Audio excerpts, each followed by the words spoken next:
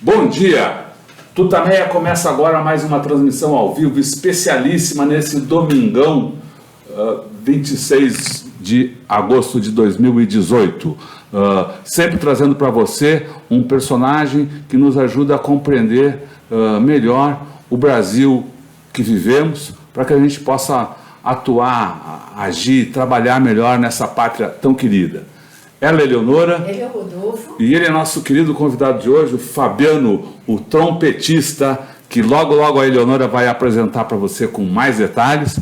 Mas antes eu quero te convidar a, nessa manhã de domingo, acordar a turma, acordar aí o pessoal das suas redes sociais, compartilhe essa entrevista para que chegue mais longe esse trabalho tão bacana que o Fabiano vem fazendo aí pelo Brasil afora.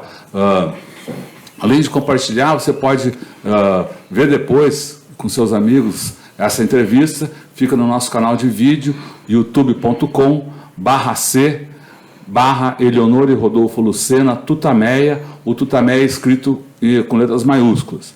E todo o trabalho, os vídeos, as entrevistas, textos, fotos, está ancorado no nosso site, tutameia.jor.br. Então lembre-se, compartilhe, divulgue aí, que olha o Fabiano no Tutameia, olha o trompetista no Tutameia.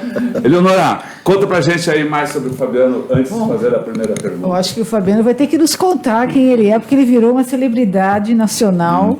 É verdade. E ontem a gente esteve na Benedito Calixto, aqui em São Paulo, foi um sucesso a apresentação, o movimento todo.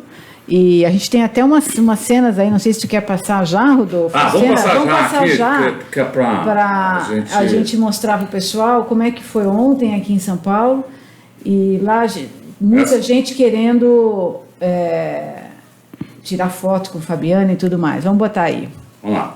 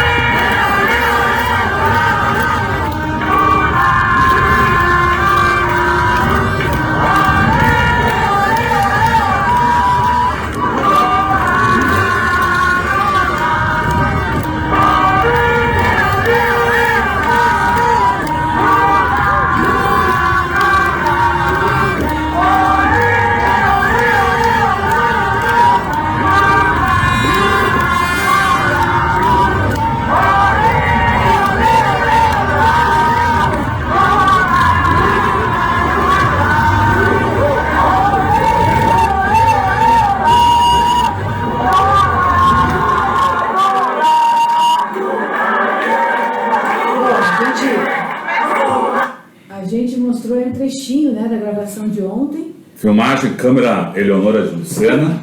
Né? Bom, e aí o destaque dessa manifestação, como de muitas outras que estão pipocando no país, é o trompetista Fabiano. Então a gente quer que você conte quem é você, Fabiano. A gente já vem acompanhando, né? Acompanha nas redes sociais, todo esse trabalho aí do Laço. Mas vamos começar aí a história com o Fabiano antes de ser trompetista. Onde você nasceu, onde você estudou, enfim, conte um pouco da sua história. Bom, meu nome é Fabiano Leitão, nascido, criado em Brasília, né? Filho de Dona Maria das Graças, né? Uma piauiense que foi estudar em Brasília na UNB, né? Estudar enfermagem. Conheceu meu pai, um paraguaio, estudante de matemática, e aí teve um trelelê lá com ele, e aí eu nasci, e aí ele foi embora quando eu tinha 2 anos, né? E eu fiquei mandando, depois de um pouquinho, uns 9, 10 anos, ficava mandando cartinha pro Porta da Esperança para ver se eu encontrava meu pai, né? Mas é porque aquele negócio de Dia dos Pais, né, no colégio, aí, opa, cadê o meu, né? Ficava procurando. Mas assim, minha mãe, uma guerreira, uma batalhadora, me criou sozinha, né? Com todo esforço, nunca depois daquela, digamos, querer saber de onde vem, né? Querer saber aonde está meu pai, dessa fase de infância, né? Meio que passou, né? Não sentia muita falta, só na hora, no Dia dos Pais mesmo, que aí tinha que entregar o presentinho pro pai, né? Eu falava, não, mãe, aí, toma aí, segura aí, que é seu. Mas, enfim, nunca fui melindrado quanto a isso. Mas estudei no Colégio Santa Rosa, em Brasília, na escola de música. Depois fui para o colégio público, né? Aquela fase meio difícil da adolescência, de não querer estudar, enfim. Aí fui para minha tia Socorro Leitão, que é uma militante histórica do PT lá, do Sindicato dos Professores, grande guerreira, inclusive, ela assinou o primeiro manifesto para o Lula ser presidente, né? Tá lá o nomezinho dela, lá, Socorro Leitão. Então, assim, essas duas maravilhosas, tanto a minha mãe, Maria das Graças, quanto a Socorro Leitão, foram as minhas referências, né, políticas, assim. A gente sempre ia militar. Eu lembro de 89, né, a gente ficava bandeirando o dia inteiro no sinal, né, lá no bairro onde a gente mora. E aí é isso, né? A gente foi forjado nessa militância, né? Desde criança, né? Sempre trocando aqueles bottoms do PT, né? Aquelas estrelinhas, a bandeira na janela, bandeira no carro, enfim, sempre tivemos essa militância desde criança, né? 89, você falou, ia para as esquinas bandeirar 89, você tinha 10 anos. 10 anos, exato. E aí? Eu achava barato, era muito divertido, era uma época romântica do PT, né, que a gente juntava grana e ia no comitê, comprava uma bandeira nova, comprava camisa, um bottom, um chapeuzinho, né, e a gente ia pra rua, e assim, era uma época muito divertida. Eu lembro, assim, de gargalhadas, assim, daquele embate político, porque também não havia essa violência toda, que hoje, infelizmente, com esse crescimento da extrema-direita no Brasil, né, não tinha, era uma forma mais carinhosa de debate. A gente brincava com os adversários políticos, né, era muito legal. Então, você fala que a sua mãe que te levava para a política, ela vem de uma família, a sua família no Piauí, tem uma história de luta pela democracia, até de luta contra a ditadura. Né? Exato. Conta um pouco aí dessa história. O meu tio Francisco Celso Leitão, né, ele foi, como diz os adversários, ele foi suicidado, né, na época da ditadura. Não é a questão da morte dele também, é a questão da perseguição, da perseguição psicológica que se fazia, né? Carros às 3 horas da manhã, intimidação, enfim, era todo um aspecto de intimidação que rolava, né? E ele foi perseguido por quê? Ele era líder estudantil. Aí aquela mesma história de todos, né? Panfletava, enfim. E aí foi perseguido, foi pego, né? E foi assassinado. E até hoje a gente está aí O Brasil não se desculpou por isso, né? A sociedade brasileira não entendeu isso. Nos outros países que tivemos ditadura, a sociedade entendeu, né? E digamos, não tem ninguém preso por conta de ter assassinado um parente nosso, enfim. Ninguém sabe quem foi, ninguém assumiu isso, né? Então, acho que é uma luta que ainda vai perpetuar, assim, por várias e várias gerações, enquanto a gente não tem de fato, uma punição para quem fez isso, né?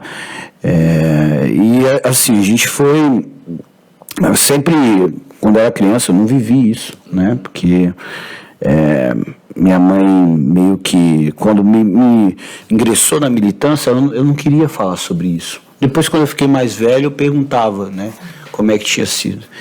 Mas essa luta me forjou, né? Quando eu vejo alguém falando de intervenção militar, me traz uma fúria, porque eu tive um parente, né, que foi, não só um parente, mas minha família foi perseguida, e aquela fúria toma conta de mim. Eu sempre tento controlar até isso, né, mas a gente precisa combater, né, combater sempre isso daí.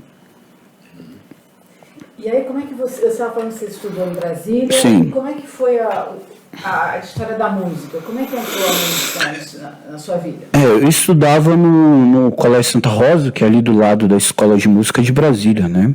Isso no segundo grau? Isso. Não, no primeiro grau ainda. Primeiro grau, né? Aliás, eu acho que nem no primeiro grau, assim, acho que foi até um pouco antes, porque minha mãe queria que eu tocasse violino. O sonho da minha mãe é que eu tocasse violino.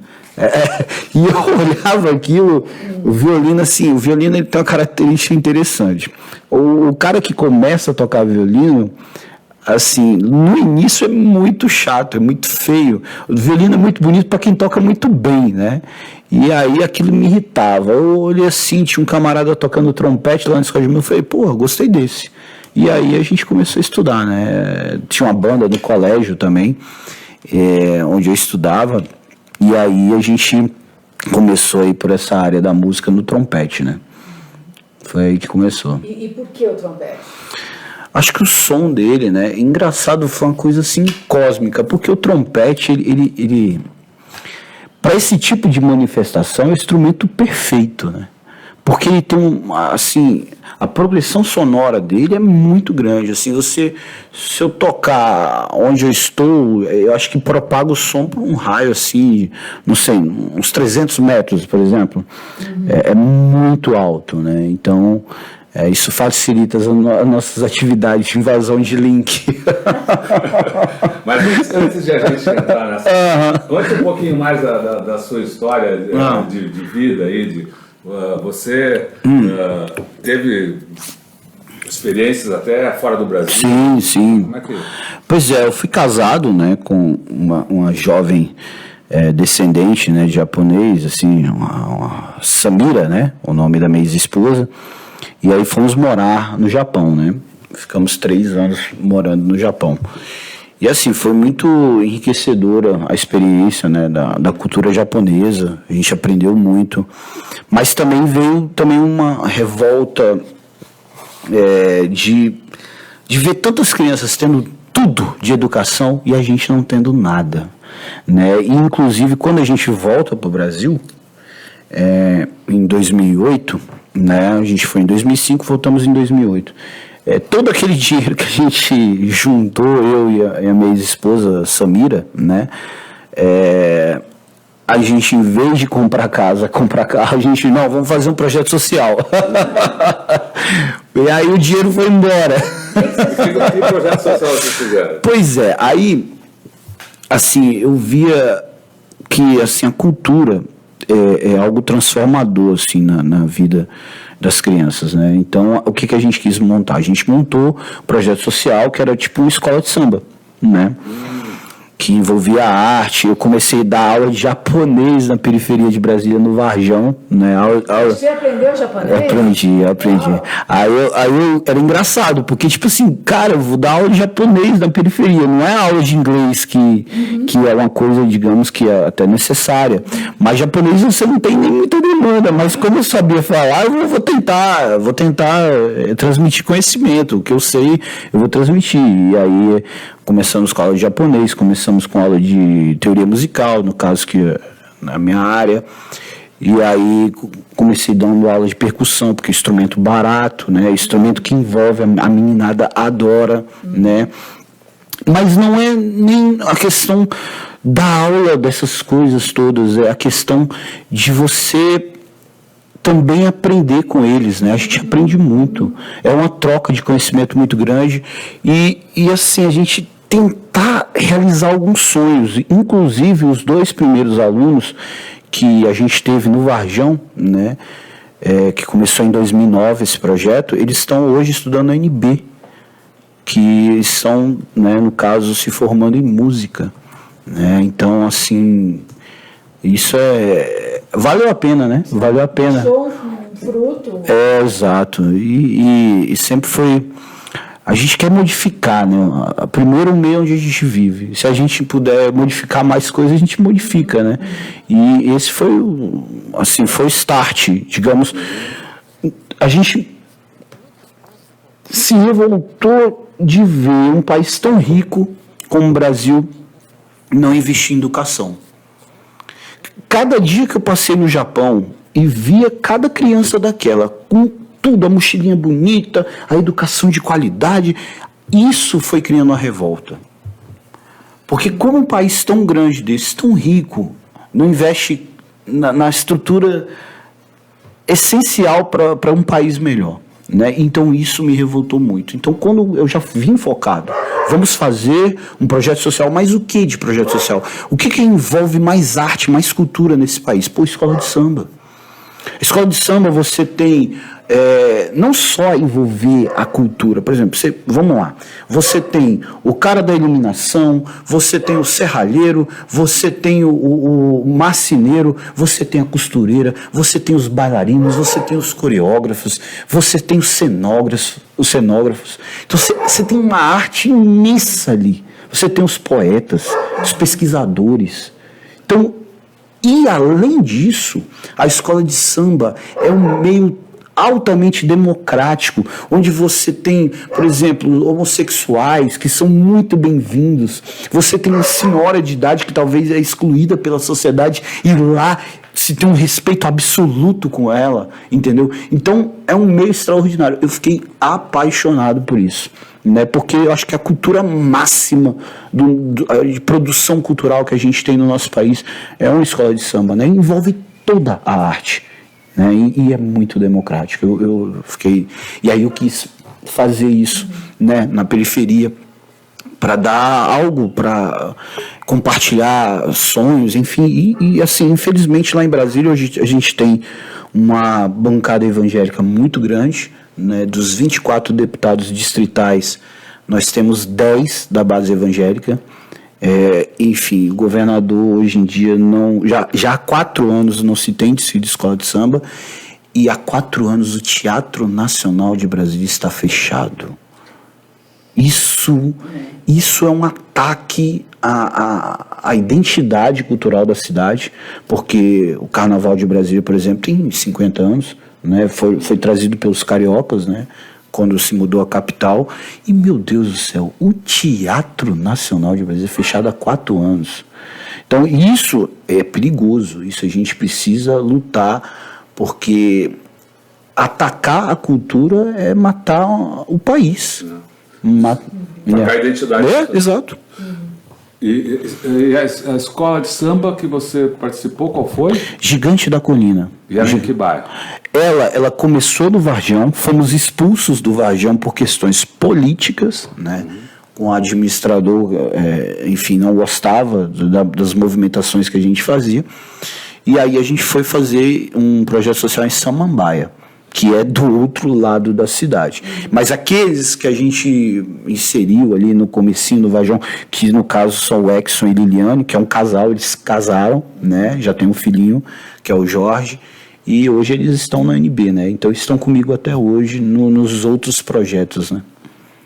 Legal. Vamos falar do trompete? Claro.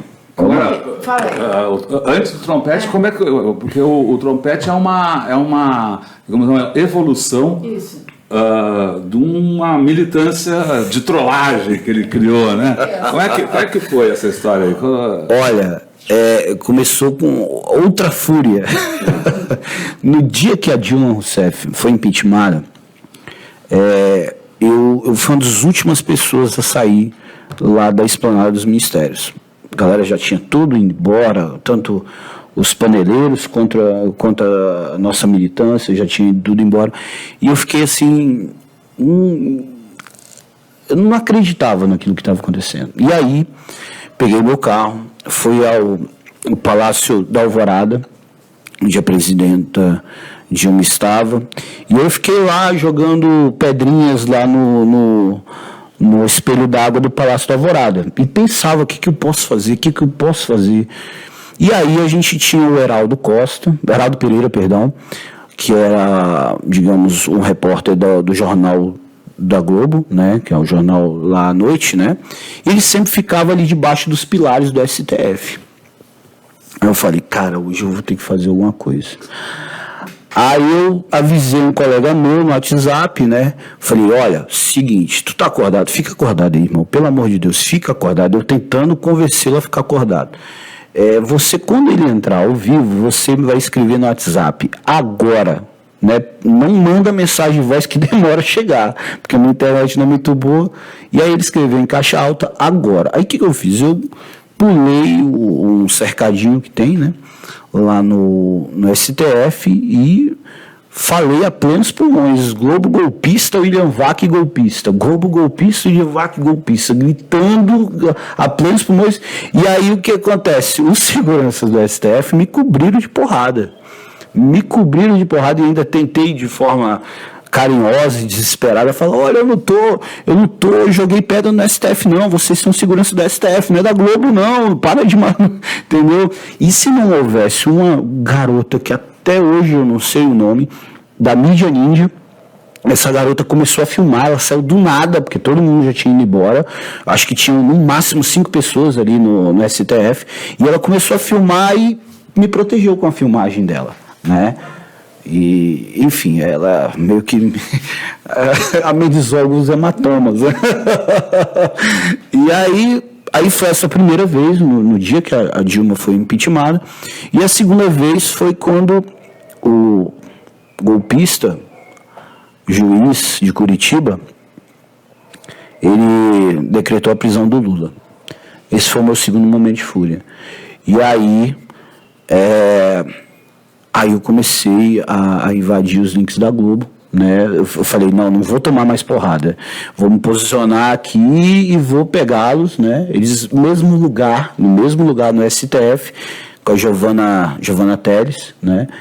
A jornalista do Jornal da Globo, e aí a gente começou essa história do trompete. Já foi com trompete. Já foi com trompete, né? Então como é que você teve essa ideia do trompete? Para não apanhar. Porque o que acontece? Até hoje, que a gente já pegou 8 vezes os links da Globo, né? 2 no Jornal Nacional, 3 no Jornal da Globo e 3 no Jornal Hoje, né? Então, como o trompete tem uma projeção de som muito grande, eu me posiciono bem distante deles e meto a boca no trompete na hora que a gente pega o link, né? Nossa, trompete. Opa, aqui, ó. Esse é a máquina. Eu costumo falar que é a LLP 2018, que é Lula Livre Presidente 2018. Ela tem uma mira, né, telescópica para pegar golpista. Essa é a máquina aqui. É um trompete fabuloso aqui. Mas e como isso se desenvolveu para os flash mobs aí, para esses movimentos? Quer dizer, você tava, tudo isso que você contou até agora foram iniciativas isoladas, né? Exato. Como você começou a se encontrar com o povo? Alguém que teve a ideia, que te convidou para ir para algum lugar? Exato. Ou foi o... Olha... E quando foi? Agora a data você me pegou, mas assim, logicamente com essas intervenções na Globo a gente já atingiu uma certa popularidade na militância. E aí existe um coletivo chamado Alvorada em BH que para mim é a referência máxima de militância, né? É sensacional essa galera, né? O Pedro, o Du, o Muniche, o Dimas, enfim, toda uma galera lá de BH, né? Que me conectou, né? Para fazer uma intervenção no mercado lá de BH, né? Que foi ideia do professor Dimas, né? professor Dimas teve essa brilhante ideia, e aí o Du, o Muniz, o Pedro, né, que são os grandes caras, né, colocaram isso para andar em BH, né, e aí começou essa trajetória. E no dia seguinte... Ocorreu aquele. Ocorreu aquele. Boom, né? Foi no mercado. Foi no mercado municipal de BH. Mas é interessante. Teve algum ataque, né? Eu lembro dos vídeos.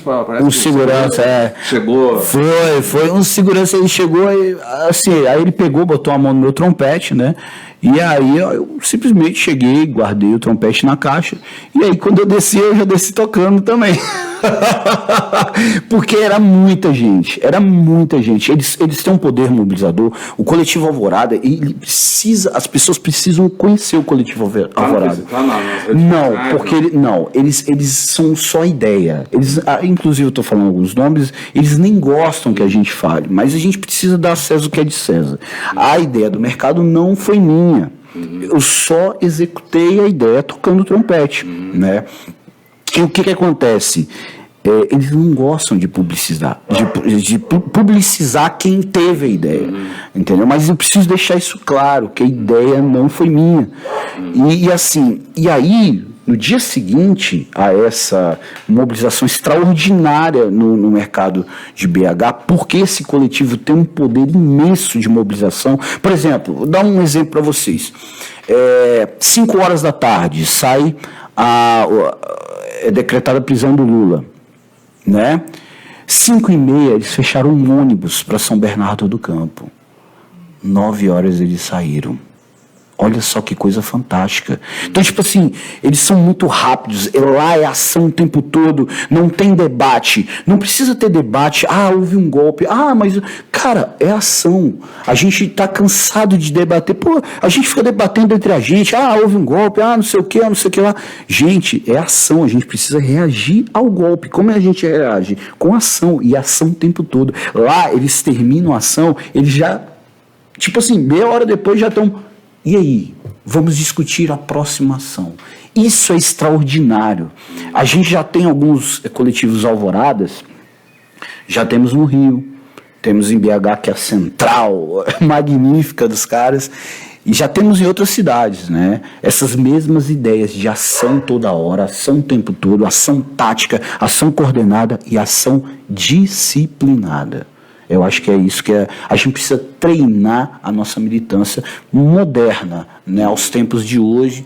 E eu acho que é melhor até falar do Coletivo Alvorada do que falar do Fabiano. Mas a partir de Belo Horizonte se expandiu. Conta aí os lugares que você foi, qual as experiências que você teve, o que achou de mais bacana nessa sua, nesse seu... Turismo político, né? Nessa sua jornada, nessa sua caminhada musical política pelo Brasil. Pois é, aí no dia seguinte foi um sábado, né? Lá em BH, e foi até engraçado, porque o pessoal do Alvorada falou, Fabiano, na quarta-feira, Fabiano, vamos fazer isso e tal, lá no mercado de BH. Eu falei, só que eles falaram assim, não tenho grana do avião. Não, eu vou de ônibus. Aí eu fui Brasília, Belo Horizonte de ônibus. E aí eu avisei para minha amiga maravilhosa lá, irmã hoje em dia, Tânia, né? A Tânia Mandarino, que é uma queridona, cuida de mim, enfim, tá sempre junto conosco, falo com ela toda hora. E aí a Tânia falou, vamos fazer aqui em Curitiba, isso na quinta-feira. E aí fizemos em Curitiba no dia seguinte de Belo Horizonte. A gente saiu do mercado de BH, eu já peguei outro ônibus para Curitiba. E a gente fez um mercado lá municipal de Curitiba, que é um antro mesmo lá. Lá não é um mercado, companheiros. Lá é um shopping. Quando eu olhei aqui, só tem carro importado aqui, meu Deus do céu. E aí a gente fez no dia seguinte lá em Curitiba. E eu acho que aí, pronto, firmou a ideia, deu certo, e aí vamos expandir, a gente vai fazer toda hora, enfim. E aí expandiu por causa que a Tânia teve essa visão que, vai dar certo. E foi antes de acontecer em BH. Foi antes de saber o que era, né? E Tânia teve essa visão. E aí a gente começou a fazer, já fizemos vários mercados, vários shoppings, né? Inclusive fizemos na minha cidade essa semana, que me deixou muito emocionado, porque eu estava apreensivo, porque santo de casa não faz milagre, né? Em Brasília. Foi no Conjunto Nacional, que é um shopping mais popular, né? E foi na hora do almoço, onde todo aquele funcionalismo público, né, almoça, e assim, foi magnífico. Minha mãe estava lá, meus 2 filhos estavam lá, a Chiquinha, minha mulher, estava lá. Então, assim, os meninos choraram, porque queria ir lá me abraçar. Aí ficaram chorando lá. O Dudu, ele tem 4 e o Theo tem 2 anos. Né? Mas são militantes já sabem cantar o Lula lá, assim, magnificamente. E você está criando, ou estão sendo criados no Brasil, com base no seu exemplo, outros trompetistas de Lula livre, né? Não só trompetistas, trombonistas, saxofonistas. Nossa, eu vi até o pessoal do acordeon fazendo, cara. E é isso, porque a arte é progressista. Meu Deus, quando eu vejo um músico, um artista conservador, isso é um contrassenso absoluto, porque a arte é desenvolvimento de novas ideias, não tem nada a ver com conservadorismo, né? Você está, na verdade, quando eu vejo um artista conservador, você está ceifando aquela produtividade criativa do cara. Então ele só vai repetir algo que foi feito há muito tempo atrás. É uma coisa absurda ter um artista conservador, e a gente tenta buscar isso, né? Nessas pessoas, fala, pô, você toca na banda, porque a maioria, né, que é trompetista, toca em bandas militares, mas você é um artista, querido, você faz arte, mesmo dentro da banda do exército, da banda do bombeiro, da banda aeronáutica, querido, você é artista, entendeu? Então a gente precisa passar isso, né, para as pessoas. Todo artista tem que ir onde o povo está, né? É, lógico. Fabiane, você encontra hostilidade? Porque a gente viu a sua faceta super popular, né? Nesses todos esses eventos ontem também, mas você encontra também gente que te critica, que te hostiliza em redes sociais? Como é que você encara esse confronto, se é que ele existe? Existe, mas assim, eu costumo nem responder, porque assim, acredito que essas pessoas estão ainda doentes, né? E a culpa às vezes nem é dela, a culpa é da mídia, essa mídia golpista que fez o Brasil, né, ressuscitar esse desejo de intervenção militar maluca nessas pessoas que são de extrema direita, né? E elas são pessoas que consomem determinados canais, né? Enfim, que são pegas por esse ódio. Você vê, eu estudo muito bem o Jornal Nacional. Todos os dias eu estudo o Jornal Nacional. Eu estudo até a forma do jornalista expressar a notícia, até entonação de voz, até expressão facial eu estudo, né? E a forma, por exemplo, que o William Bonner fala PT, não é a forma que ele fala PSDB, entendeu? Então, isso gera, só essa palavrinha, essa entonação de voz, gera uma antipatia às nossas ideias, que na verdade eu fico até brincando, essa coisa dessa última faceta da Globo, que é botar qual o Brasil que você quer, né?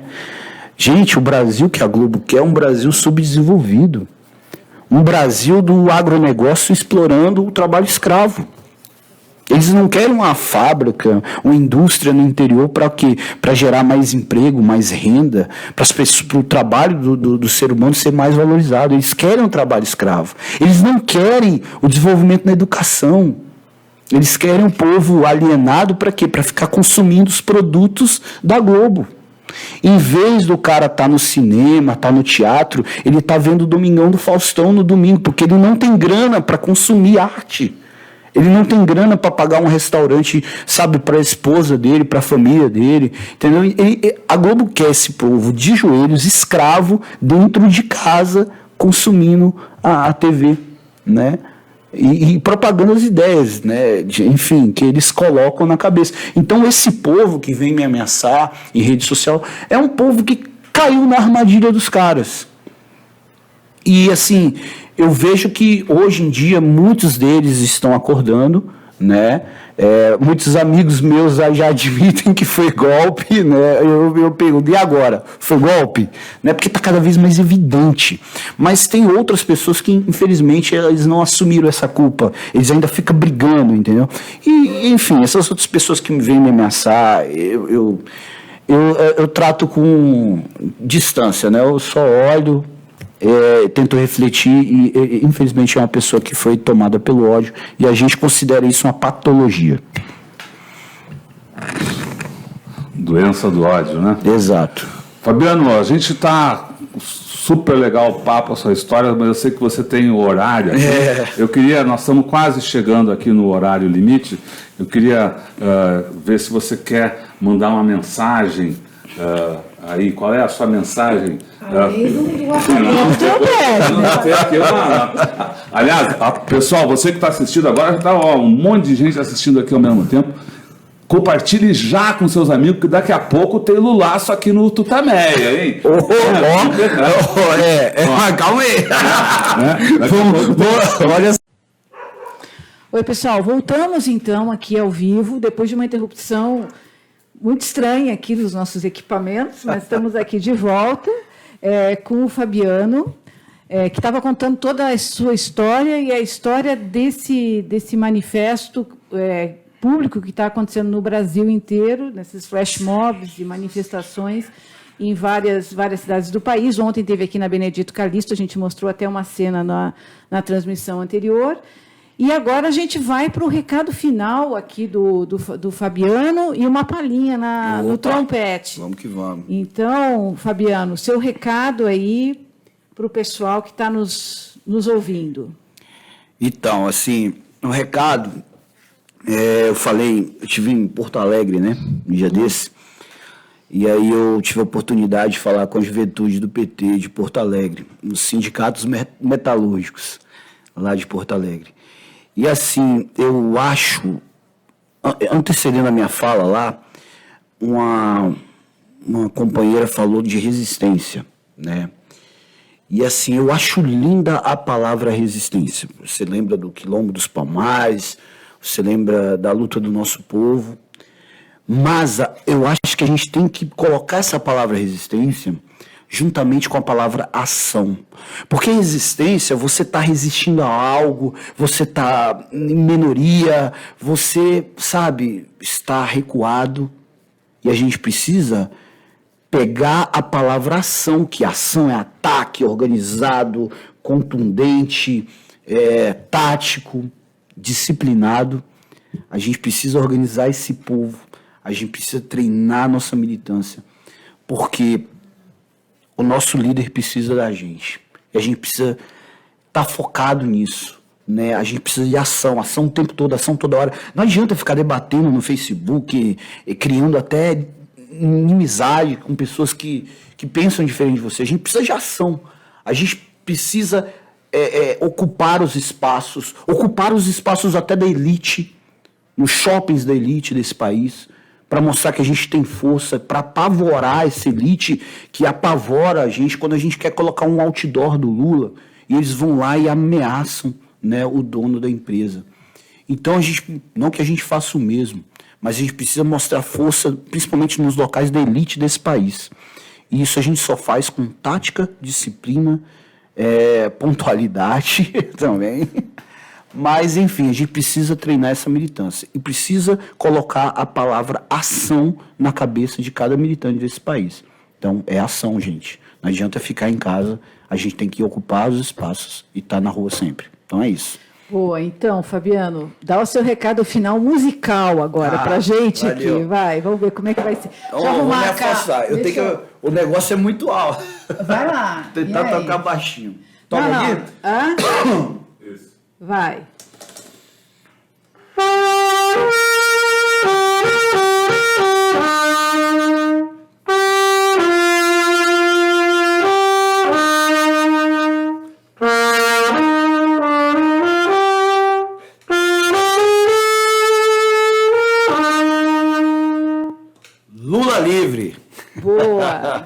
Muito bom, Fabiano. Vamos nessa. Vamos nessa, então. Muito obrigada. Pessoal que está nos ouvindo, então, vamos encerrar por aqui. O nosso bordão não está aqui. Não está nesse computador, porque a gente teve esse problema técnico, mas você que nos acompanha sabe que o nosso bordão final é o contrapoema do Augusto de Campos, Lula Livre. Lula livre. Tchau, pessoal.